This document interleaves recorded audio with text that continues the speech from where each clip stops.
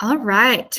Well, thank you everybody for coming. Like I said, if you're coming in, please introduce yourself in the chat, name, organization, which balance of state region you're located in, or which community you work with.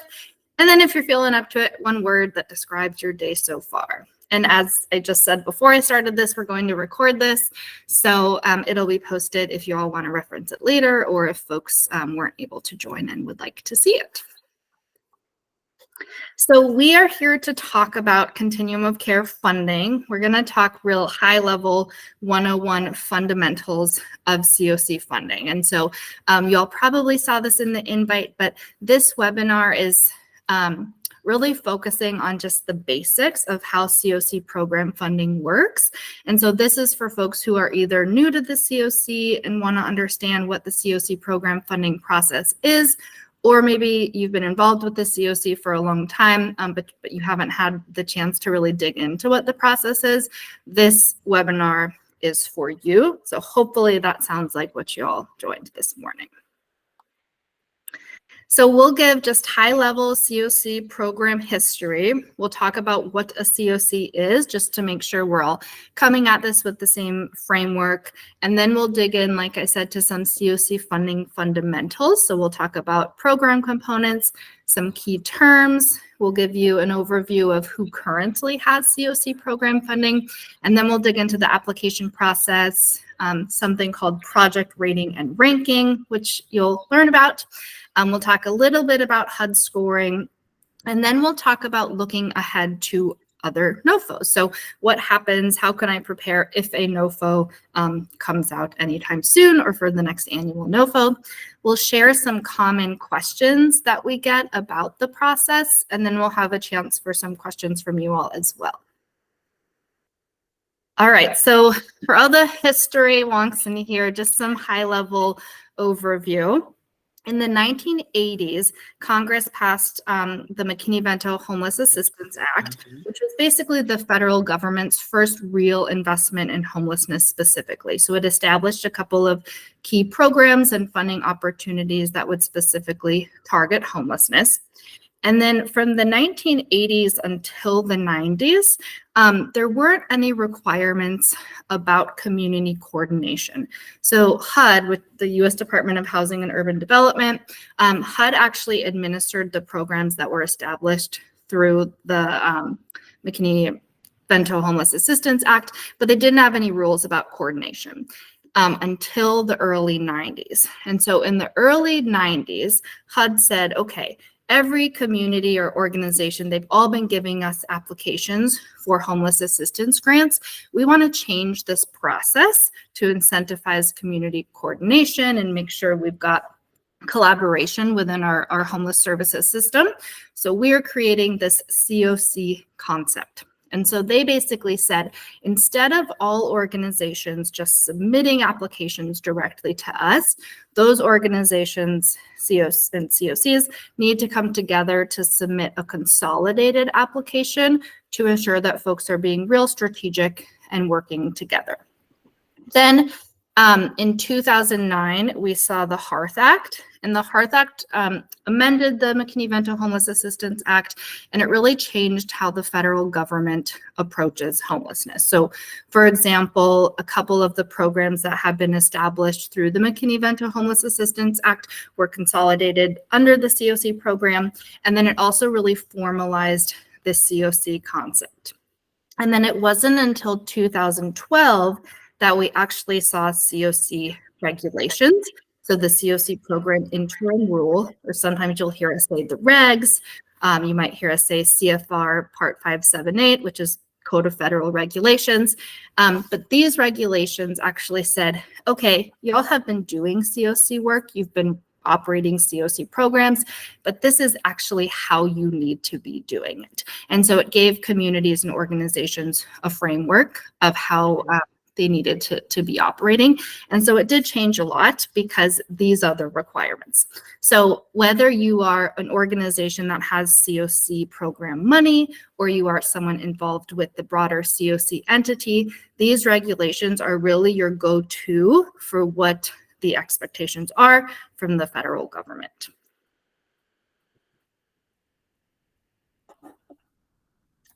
All right, thanks, Chelsea. And so just to sort of build off of that, generally speaking, COCs aren't actually legal entities. So they can be, standalone 501c3s, but as is the case with the balance of state, you can think of a COC more as just a regional planning body that's recognized by the federal government. And so it has the responsibility of carrying out the COC interim rule. It has the responsibility of coordinating and organizing groups so that we can be working together toward our HUD goals and our HUD applications, but they don't have to be sort of a standalone legal entity. So therefore, because they aren't a legal entity, they can't take on money themselves. They designate a collaborative applicant who can apply for funding and manage that funding on behalf of the COC's goals. So that's where the Division of Housing comes into play. They also designate an entity to operate as the HMIS lead agency, the Homeless Management Information Systems lead agency. That can be the same entity, that can be different entities. For the balance of state, both DOH provides both of those for the balance of state governing board. To that third bullet point, the COCs have the board, which sort of acts on the COC's behalf. The board, creates policies and procedures, identifies strategic goals, sets out action plans, annual, evaluations and debriefs of how the COC has been performing, where the COC wants to go in the next few years. And that's generally defined as operating the COC, right? Doing that sort of high-level administrative organizing work to make sure that all of the communities within the geographic region are sort of moving in the same direction. So one of the COC does a lot, and if folks are familiar with the COC, you all know that the COC, especially in a large COC like the balance of state, which covers all of these dark blue counties in this graphic here, what we're going to primarily be talking about in this webinar is the designing and implementation for the application process for COC funding. So how is it that we as a COC get that money from HUD and disseminate it across our communities? Chelsea, you want to go to the next slide? Okay. So the program components, generally speaking, that we can apply for in the COC funding are listed here. I'm not going to go through them and read them specifically, but each year the COC releases applications for these program components through what's called the Notice of Funding Opportunity. The NOFO, if you've heard us talk about it, if you've been in the COC world for a while, the NOFO used to be the NOFA. It's generally the same thing. It's just the annual allocation of funding that HUD puts out for COCs. So we're trying to go through and provide, there's a lot of acronyms, there's a lot of different type of titles and names and things for the funding sources. So we've got those listed here. HUD generally sort of buckets these housing projects into different types of housing, and the big types that you can see here are permanent housing, transitional housing, and then we've got supportive services for those housing opportunities. So yeah, I think an important thing to think about here is that there is also additional funding that the Division of Housing applies for to pay for that work that we do of doing the collaborative applicant and the HMIS lead agency responsibilities. So each year, if you've been in these processes before, you'll hear us talk about the COC planning grant or the HMIS, we call it the Balance of State HMIS expansion grant. Those are funds that HUD sets aside as part of this NOFO, and that's how the Division of Housing is able to provide those services for the COC year over year. For folks who are new to the COC, you probably have heard us talk about a transition of collaborative applicant. And so the collaborative applicant can change over time. The COC will continue to be the balance of state. The balance of state will continue to apply for these entities, or for these project types, will continue to support these project types. But it is possible for a different collaborative applicant and HMIS lead agency to be one applying. Okay, and Chelsea, was there something specific you wanted to talk about in that caveat at the bottom? Oh, yeah, thanks, Cassie, for flagging that. So like Cassie said, I mean, this slide is really designed to kind of kick us off and show you what COC program funding can actually fund. But the important caveat on this slide, and then really throughout this conversation, is that there are typically specific rules or guidance with every funding opportunity. So yes, these are the program components that are within the regulations, but oftentimes when a funding opportunity is released, there will be some additional requirements. So for example, supportive services only projects, oftentimes HUD will say, hey, this is what you can apply for, or this is what will be applied, prioritized for SSO projects. And same thing, homelessness prevention. Technically, there are homelessness prevention activities in some communities. It's based on very specific criteria for quote unquote high performing communities. And so just know that even though these are all eligible components, they're not always available in the same way year over year. Thanks, Cassie. Yeah, no, thank you. Okay. So again, we're trying to clarify some of these things. It can be like speaking a new language when you first come into the world of COC. So we've got some basic definitions here. If you get other grants from DOH, you'll hear us use similar or slightly different terms. So in the COC world, we want to make sure we're all speaking the same language, so to speak. So again, NOFO is that annual funding notice of funding opportunity. Used to be funding application, I believe. NOFA. It's the same thing that comes out every year. We have recently had a SNOFO, which is essentially just a notice of funding opportunity that wasn't sort of in that predictable annual cycle. It was a special or a supplemental one. The Balance of State did get some awards through that most recent process. And HUD has, we may or may not have SNOFOs in the future. HUD hasn't been terribly clear exactly about what's going to come, when it's going to come, et cetera. So keep an eye out. DOH will make sure to keep you all posted for any future SNOFO applications that come out as well. Competition, you can, when you hear the word competition in the COC world, you can kind of think about that as like the application process, right?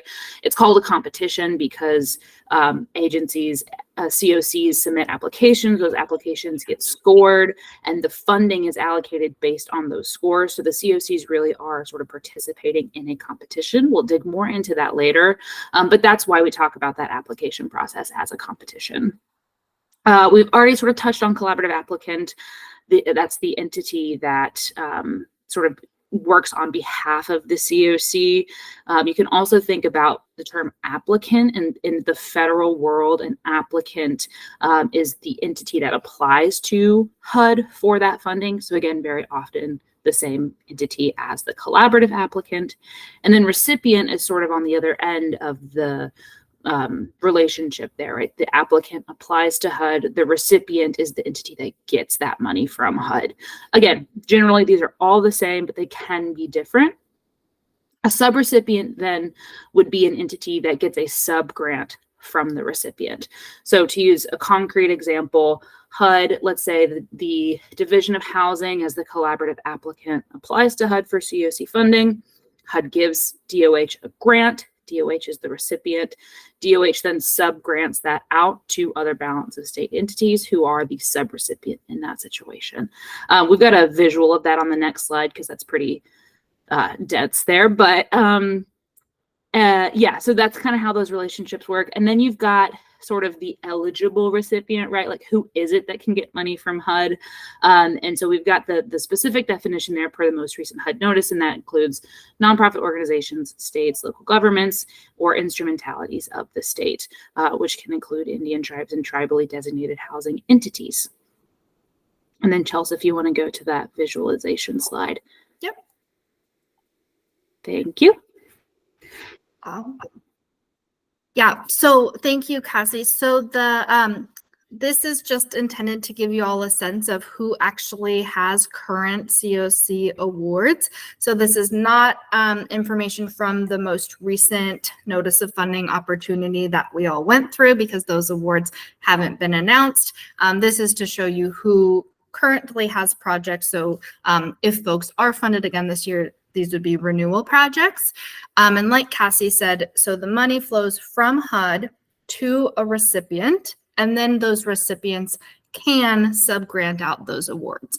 And so currently through the annual NOFO, so the regular NOFO that happens every year, Balance of State COC has just 3 recipients. So we have Colorado Coalition for the Homeless receives program funding, Division of Housing receives program funding, and Grand Valley Catholic Outreach receives program funding. And then you'll see here that Colorado Coalition for the Homeless and the Division of Housing have chosen to subgrant out that funding.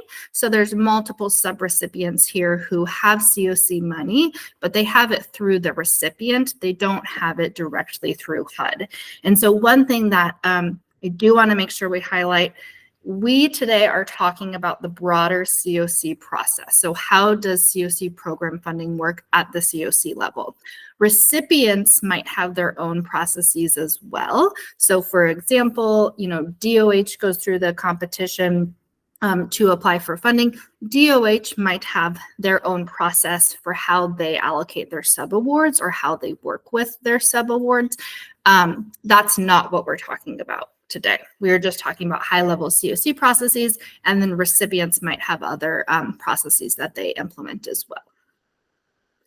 And then here's just a visual to show you all what those current awards look like. So the COC program funding through the annual NOFO is just over $2.3 million. We have 9 projects plus the HMIS grant plus the COC planning grant. The planning grant's not captured here, but again, this just shows you what the projects currently are. Most of the funding is in permanent housing programs, particularly rapid rehousing, and then the next one is PSH.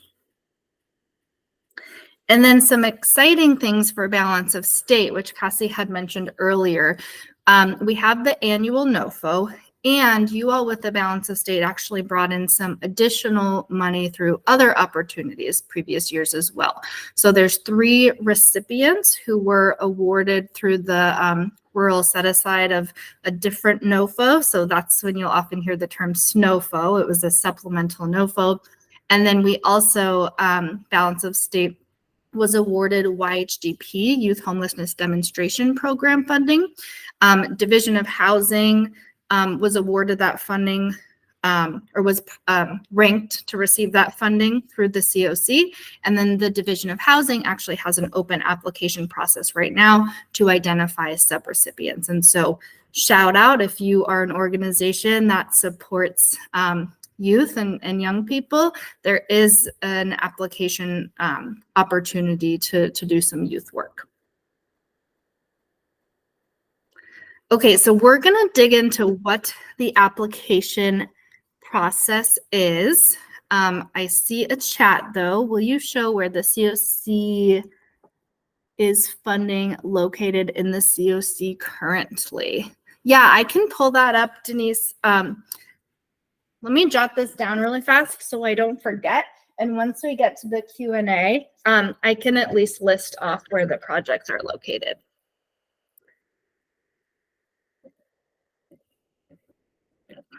Okay, so we're going to dig into the application process. So how people or organizations actually get COC program funding. Typically, the program competition occurs annually. So again, every year HUD releases the NOFO. And the NOFO announces how much funding is available. And the NOFO also describes what the process that year will be. So what does the competition look like? What are HUD's priorities? What are the deadlines? And then eligible applicants, so again, those organization types that Cassie talked about earlier, so long as an organization is an eligible organization, they can apply in response to that NOFO. But the key part here is that they have to go through the local COC process first. They have to be designated and approved by the COC. Typically how this works is through what we call project rating and ranking. So project rating and ranking, mandated part of the process, part of the interim rules, so those regulations that we talked about that COCs must have a coordinated process to do this. So applicants actually submit applications to the COC, and the COCs rate and rank all of those applications. And they do this in what's called Tier 1 and Tier 2. So we'll say, okay, we as the COC are saying that A, B, C, D, E, F, G. These projects are all in tier 1. These projects are all in tier 2. And what that is basically saying to HUD is the projects that we've put in tier 1 based on our priorities as a COC, so our membership community priorities.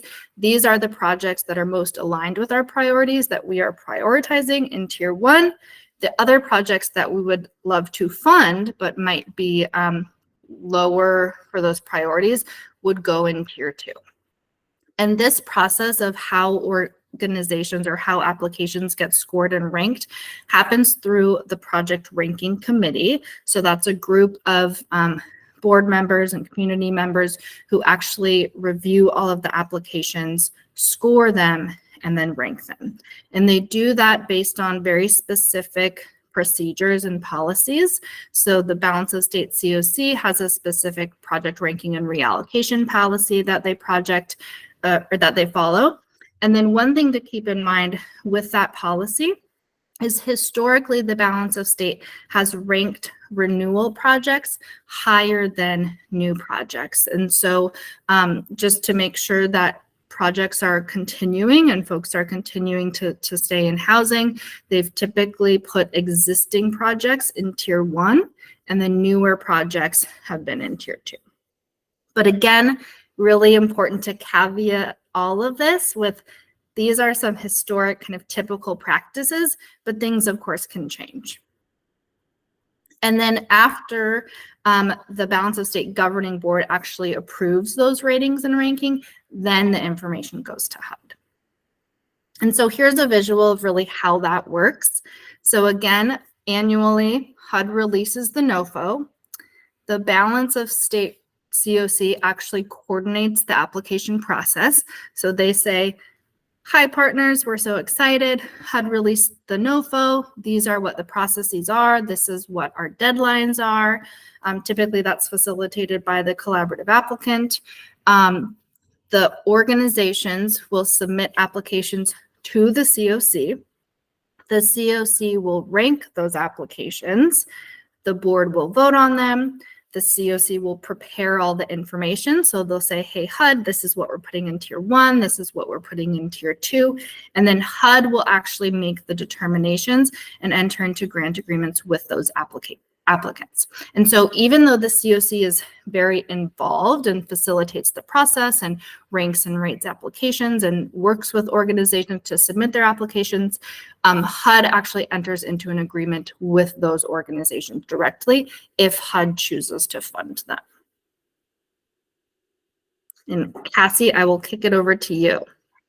Awesome. Thank you. So just going to dig into the funding a little bit. Chelsea mentioned this earlier. These are just sort of historic metrics that HUD has used to score. Generally, every year they'll tweak or update these metrics, and that's outlined in each NOFO. So just be aware of that. But generally speaking, HUD scores like many funders, and they look at multiple factors. So specifically, again, like I mentioned before, they're going to score COCs nationwide, right? It's a broad competition. They are going to score the COC itself will score the project applications the way that Chelsea just mentioned, putting them in tier 1 and then in tier 2. And then the COC itself gets a score. And the COC score is what HUD is going to look like. That's going to include things like, our HMIS data quality. That's going to include things like, are we using lived experience? That's going to include our previous performance and how we've done administering the funds that we've had in the past. So again, just some distinctions in language that can help clarify some conversations for folks who might be new to this work. Again, it's a new language. So that COC application is scored against all other applications, and it does have a direct impact on those project applications, especially the new projects or projects that are listed in tier 2, like Chelsea was just explaining a second ago.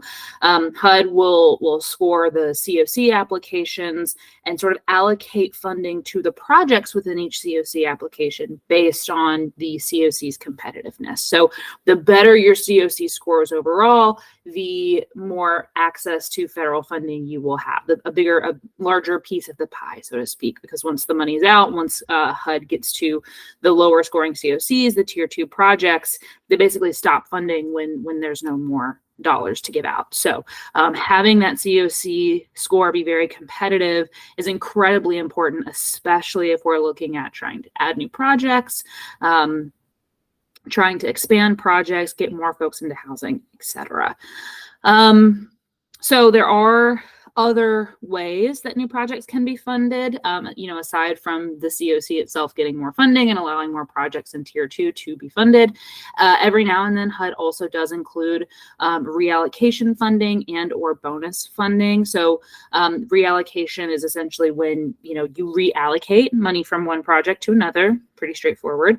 And then bonus funds are when HUD actually provides more funding. And so, in recent years, they've done bonus funds around domestic violence projects and including domestic violence in coordinated entry efforts. They will provide bonus funds for initiatives that they want to incentivize, right? Things that might not be as direct as, permanent supportive housing or transitional housing, but areas where they want to make sure COCs are focusing. And so I think I've already talked about, HUD moves from the highest scoring to the lowest scoring COC, which is why the COC applications are so incredibly important. And one thing that the Division of Housing has been thinking a lot about is, increasing that COC score is more than just the project ranking process that happens every year, right? Like I mentioned, they're going to be looking at data quality scores. They're going to be looking at performance that we have been able to achieve in previous funding rounds. So it's a strategic, ongoing effort. It's something that takes time and resources to make sure you're able to do in an ongoing way. Perfect. Thank you, Chelsea. So thinking about future NOFOs, generally speaking, this is a huge generalization. Anyone who has waited for the annual NOFO knows how much of a generalization this is, but generally speaking, the NOFO comes out in the summer. It's really hard to predict when that's going to happen. So an important thing for folks to do is make sure you are connected to the COC communication structure. If you aren't getting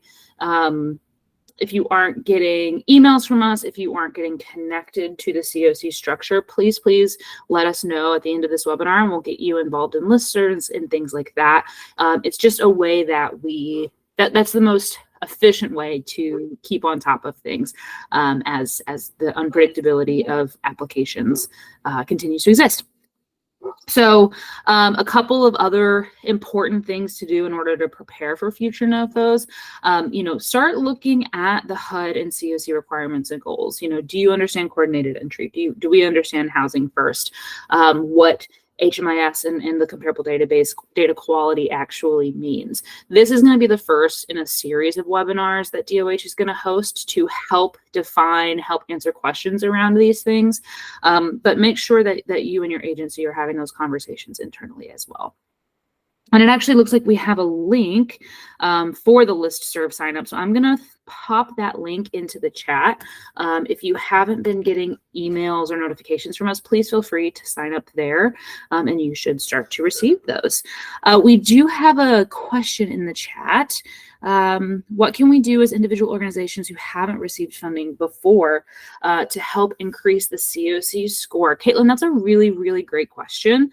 The first thing that comes to my mind is HMIS data quality and really making sure you're doing that data entry. But Chelsea, I'm curious, since you ran the NOFO process, what are the areas that you think we're doing really well in, and then the areas that we might need some room for improvement in? Yeah, I think I'm so happy you asked that, Caitlin. And I really would echo a lot of what Cassie said, that it's an ongoing process. And so part of why we have this bullet here of just staying connected to the COC is for the NOFO, like HUD does look at what has happened over the last, say, 12 months. And so they do look at HMIS information. They do look at numbers from the point in time count. They do look at whether a community system is really set up to advance housing first efforts. And so the more that we all can be engaged and be really thoughtful about housing first and best practices and using HMIS and improving our data quality and having an accurate PIT count, theoretically, the more that will improve our score overall. We also do get feedback from HUD on our NOFO. We were not the collaborative applicant for the prior year, but we were the collaborative applicant for this prior year. And so we should, after we get award announcements from HUD, we should get scores as well to look specifically at what areas of the NOFO did the COC score higher on versus lower on. And once we get that information, that can help be a really good guidebook for us to all come together, review that together, and think through how we can be strategic in that way. And then if any folks on the call too, this is meant to be a discussion. So if any other folks on the call who have been more involved with the NOFO process previous years want to comment on that as well, would definitely love to hear other folks' thoughts.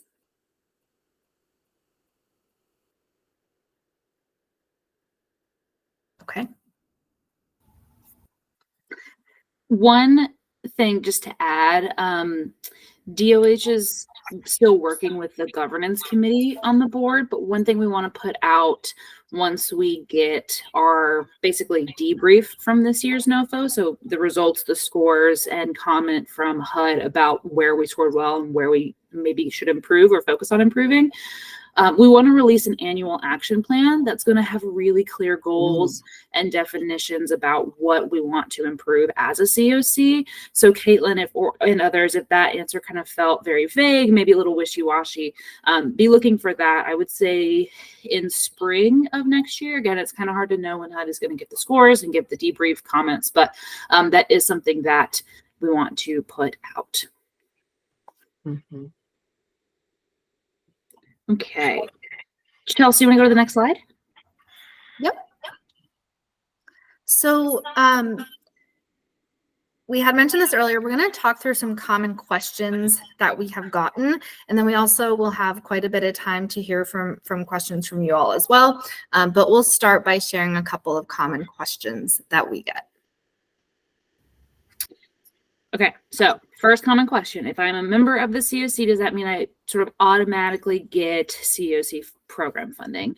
Unfortunately, no. We wish anybody who was involved in the COC could get all the funding they needed to accomplish all of their goals, but the COC program funding, as all federal funding, is incredibly limited, especially when you look at other funding sources. The COC programs generally, I think everyone on the call would agree with this. Homelessness generally, especially at the federal level, is underfunded.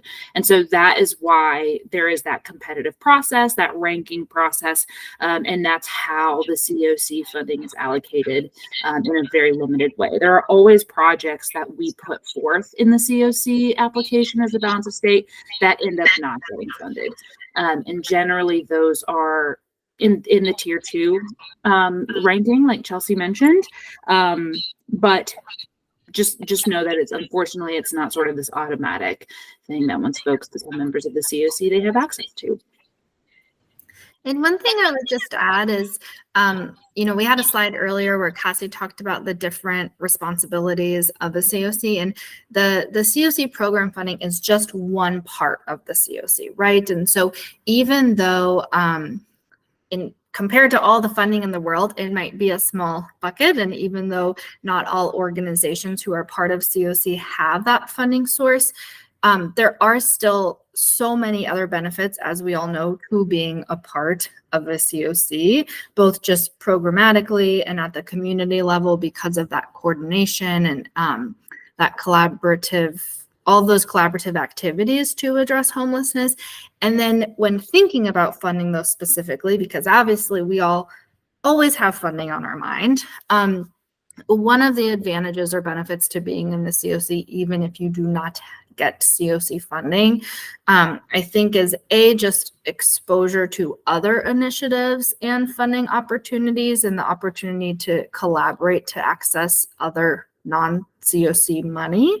And something that we've started seeing a lot, this is happening at the Division of Housing as well, is many funders are increasingly looking for collaboration when they are funding projects. And so being able to say that your organization is a core part of the COC can be a selling point for all those grant writers out there, can be a selling point to leverage some additional funding as well. Okay, so the next question, which we talked about a little bit, but we really want to answer this very specifically. Does the COC fund new projects? There's a couple of important things to highlight. So first and foremost, it is HUD that is funding the projects. The COC rates and ranks them, but it is HUD who's making that decision and actually funding the projects. With that said, yes, typically both renewal projects and new projects can compete for funding, but like we talked about earlier, whether or not new projects are funded depends on a couple of different factors. So it depends on what the COC's policy is and how they're rating and ranking the projects. So for example, the COC currently prioritizes existing projects over new projects. Doesn't mean new projects don't get funded. It just shows the prioritization. We talked obviously earlier about how HUD determines awards. So HUD has specific priorities as well. And then it also depends on whether or not there's reallocation that's happening. So we talked earlier, there's two ways to fund new projects. The first is through reallocation. So if an existing project either decides they don't need all of their money anymore, or if the COC decides we're going to shift some money around, that's a way for new projects to be funded. And then there's also the bonus funds available, which again, that's based on a couple of different factors, including the COC score. So the short answer is yes, HUD can fund new projects. It's possible, and it really just depends on the year and a couple different factors. Okay, next big question that we get pretty commonly, especially in the balance of state.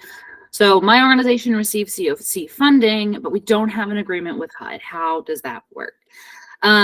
So if we remember back on those sort of initial slides with definitions and that nice visual that Chelsea shared about the relationship between HUD recipients and subrecipients, there are many different situations where the Division of Housing might be the actual subrecipient and we subgrant, or I'm sorry, the Division of Housing is the recipient and we subgrant those awards to subrecipients. Like Chelsea mentioned, there are actually only 3 recipients for the balance of state funding, and there are many more sub-recipients from CCH, from the Division of Housing, etc. So there are many ways for HUD funds to get to communities and get to community organizations. It just depends on the mechanism, the pass-through entity, to use the federal terminology, and the structure that works in. Like Chelsea mentioned, again, you might have applied directly to HUD through something like the NOFO, submitting an application in eSNAPS, or you might have applied or be in the process of applying to DOH for HUD funds, as is the situation with YHDP. There are many different ways that this can work together. Those relationships can kind of be set up in a myriad of different opportunities. The important thing there is the definition, right? At the end of the day, you still have HUD funding, whether you get it directly from HUD or whether you get it through a pass-through like CCH or the Division of Housing. All right, and the next question, probably the one we've gotten the most since we've been in this role, which is very hard to answer, is I've heard it's really hard to get COC funding, particularly because existing projects are prioritized. So if a NOFO comes out, is it even worth applying? This question is so hard to answer because the COC really can't answer it for your organization. It depends on, where you are, how you want to prioritize your time. So just some thoughts that we like to share with folks is, first, it might depend on the NOFO. So we have the annual NOFO, which we've been talking about the most today, but a lot of you know that balance of state organizations got funding through the SNOFO last year. So there was a different NOFO. And so there might be other funding opportunities, either in an annual NOFO or in a supplemental NOFO, that might affect whether or not you want to apply. The other factor to consider is just what other funding sources are available. So you might see a COC funding opportunity, but maybe you also see an emergency solution grant, ESG funding opportunity, or you see something else. You'll likely want to decide how you're going to prioritize your time. One thing, though, to consider is that, again, there are ways to create new projects. And so it absolutely is possible to create new projects, but it really just depends on, I think, your level of interest and level of risk, and again, time management. So it does require capacity to submit an application. It requires capacity to manage federal awards. There are also specific maximum amounts that are available each year. And so HUD will say, hey, these are your renewal amounts. And for additional funding, this is the maximum amount that your COC could get. So you as an organization might look at that amount and decide, is this worth it for us or not? And then the other thing is just preparedness. Again, it is possible for new projects to be created. It's your decision on kind of the likelihood and the risk factors and all that good stuff. But because it's possible, it's important to think about, okay, well, how can I be prepared? Because if you as an organization feel like, hey, I'm in a position where I can submit this application, then by all means, if there is a funding opportunity available, it makes sense to submit it. And so when we think about preparedness, that goes back to making sure organizations are adhering to HUD requirements. So using HMIS as a requirement, having a housing first project is there as well. There's also some HUD priorities that we've seen a lot lately, particularly around racial equity and advancing racial justice and lived experience. And so I think, getting familiar with the processes and the priorities can at least help you prepare for a NOFO if you feel like it's worth applying. Okay, final common question, although if there are other common questions that you feel like we haven't gotten to, please feel free to put those in the chat. We've got time for Q&A at the end. Can I apply for COC funds at any point during the year? Unfortunately, the answer is no. And we know it might feel kind of like you can apply at any point in the year because, again, the NOFO doesn't always come out. Sometimes it comes out in May, sometimes it comes out in June, sometimes August. It's really, really hard to predict, but we're only allowed to apply for those funds when HUD publishes a NOFO. That NOFO is going to have a specific application deadline, a specific period of performance, etc. The COC will then also have its own sort of deadlines and processes, which are what we have been talking through this whole time. But only during those application phases can we apply for funding. Again, the SNOFO, the special or supplemental NOFO, is kind of a new thing. So we'll see how that continues to shake out. Is that going to also be sort of an annualized or biannualized process? Is that going to be predictable? We don't know yet, but we can only do funds when those NOFOs are published and within that application deadline timeframe. Okay. Questions and discussion. Anything in the chat that folks feel like we haven't gotten to? I know, Denise, we wanted to come back to your question. I think Chelsea's maybe looking something up. Cool, great. Okay, where can we find existing HMIS data so that we can utilize it? All right, Matt, I don't mean to put you on the spot, but I'm absolutely going to. So Matt Richard is our HMIS program manager. Matt, do you mind taking a stab at Caitlin's question? Yeah, totally. So Caitlin, I apologize. I'm not sure if you receive COC funding right now or not. If you do not, we are trying to, okay, perfect. Thank you.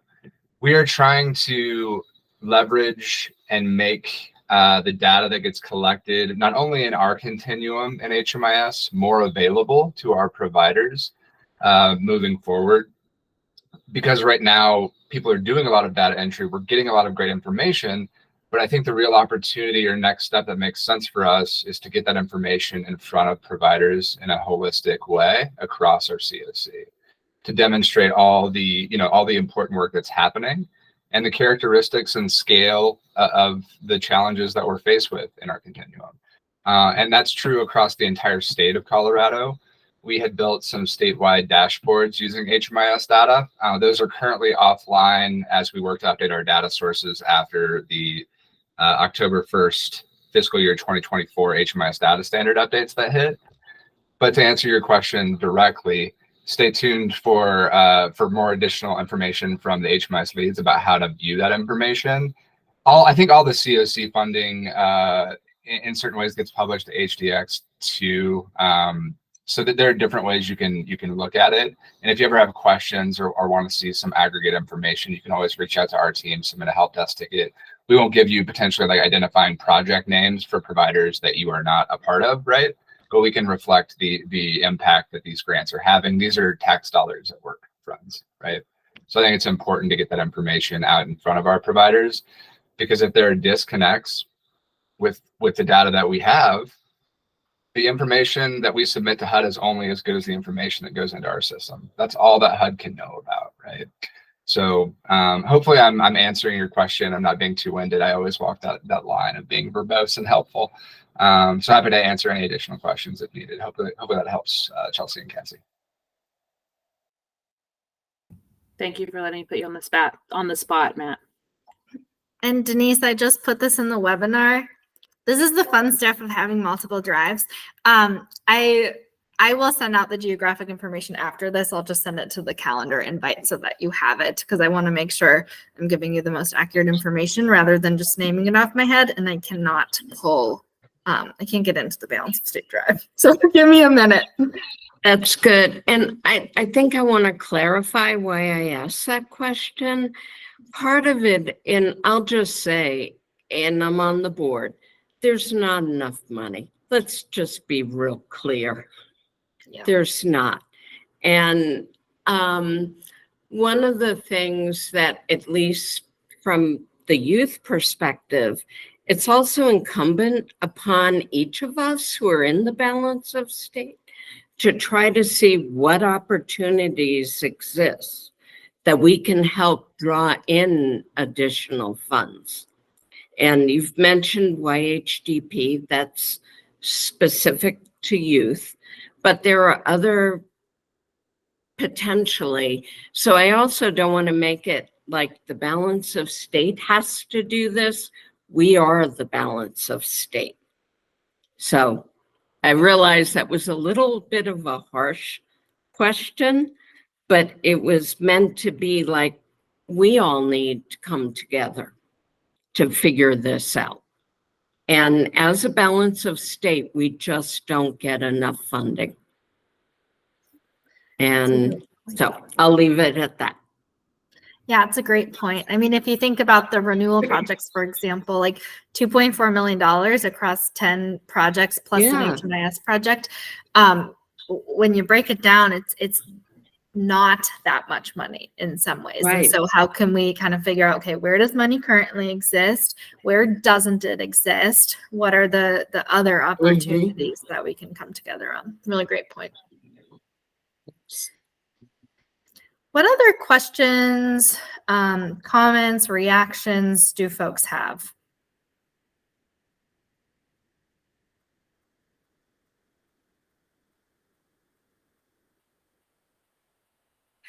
Well, I have a question. How do we increase the NOFO score so that we get more money? Yeah, I think the biggest thing that comes to mind for me is being really proactive. Two things. First, being really proactive when awards are announced and when we actually see how we scored this most recent year, because we will see exactly what our scores are. Like where did we score highly in HUD's eyes? Where did we score low in HUD's eyes? I think we can look at that document and kind of match that with what are our priorities and what are our current practices, and come up with some real strategic plans to improve those specific practices where we might not have scored high. So that, Denise, I think is the biggest one. Cassie and I won't be here for that, since our time with Balance of State ends before that. But you all will be, and new staff will be. And so we'll want some real intentionality around that. And then again, the other thing is the work that we're all doing now, even though it might not look like, oh, it's going to increase our score, it very likely could. Like, trying to improve our HMIS involvement in data quality, trying to improve our PIT numbers. Where we're working on improving throughout the COC will likely be reflected theoretically in an OFA score. And Matt and Cassie, I know you have thoughts as well. Matt, you're muted if you said something. I was just like saying, Cassie, you go first into my muted microphone. So just to build off what Chelsea said, just to make sure that we're being transparent, Chelsea and I are currently operating as contractors, helping to build out the capacity for the Balance of State. Matt is one of our full-time staff, as well as Carla, who's also on this call on the HMIS side, and we're actively interviewing for the full-time staff who are going to be doing the collaborative applicant work. And so those staff are really going to take on, Denise, to get to the specifics of your question. They're going to take on things like coordinated entry infrastructure, right? How are we as a region, as a COC doing coordinated entry? We know that's going to be a big scoring point in the future. It's going to be looking at things like, how are we being proactive to what we see HUD hinting at, right? If you know HUD speak very well, you can kind of read what's coming. This NOFA has a suggested policy and procedure. Next year's NOFA has a required policy and procedure, right? So as soon as that collaborative applicant staff person starts, they're going to start working with the board to develop that annual action plan that we talked about a little bit earlier. And that's going to have those really clear and concrete goals. And so Chelsea and I have not started putting those things together because we want to make sure that the collaborative applicant staff are really hitting the ground running, building that relationship with the board, building those common visions with the board. So we don't have as many specific answers right now. Frankly, we also don't have feedback from HUD about how we're doing where we are currently. And that's part of the reason why we don't have like a concrete answer for today. But like I said before, I would say in the spring, be looking for some of those really, really concrete things. We're really going to task our staff to hit the ground running and start really pushing for those changes and those areas where we can be a little more strategic. Yeah. Awesome content, Cassie and Chelsea. The only other thing I would add is a part of being intentional, particularly with the COC funded projects that capture data in HMIS, and for the other projects in HMIS too, for that matter, is not only looking at those reports at the time they are due when we submit them to HUD, right? So regularly monitoring the data and the data quality within our system and helping our providers by sending out those details to them. Say, hey, if we submitted this information to HUD right now today, here's what it would look like. Here's the work that would be reflected, associated with your organization, associated with these grants. And if we regularly set up cadences to send that information out to folks, we can iteratively move the needle on increasing performance and making sure that the data in our system is reliable and accurate and up to date. So just, the HMIS guys got stuff to say about HMIS, right? But really, I think that's super important, and it behooves us for a number of reasons: COC, NOFO opportunities, and also just being able to answer questions that we need to be able to answer for care coordination and for other funding opportunities. How many unique people and households are accessing our services in each of our regions? How effective are the intervention types that we have in place right now? What are the demographics of the people that we are serving looking like? What disparities and equities or inequities that we all know exist in this space? What is our data telling about? What does that story look like with our information? So just to put that out there too, I think as we move into the new year, And as our new team gets, more solidified in our positions, we're really hoping to get to use this information from HMIS to make HMIS not just a black hole where data goes for federal reports at the time of federal reports are due only. So that's all I wanted to add as well. Any other questions?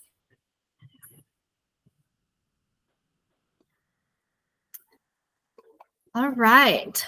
Well, I'll stop recording and then we'll stay on for a couple more minutes if folks want to stay on and say hi or ask other final thoughts. But otherwise, thank you all. It was good to see some familiar faces and new faces, and we will see you again. Thanks, everybody.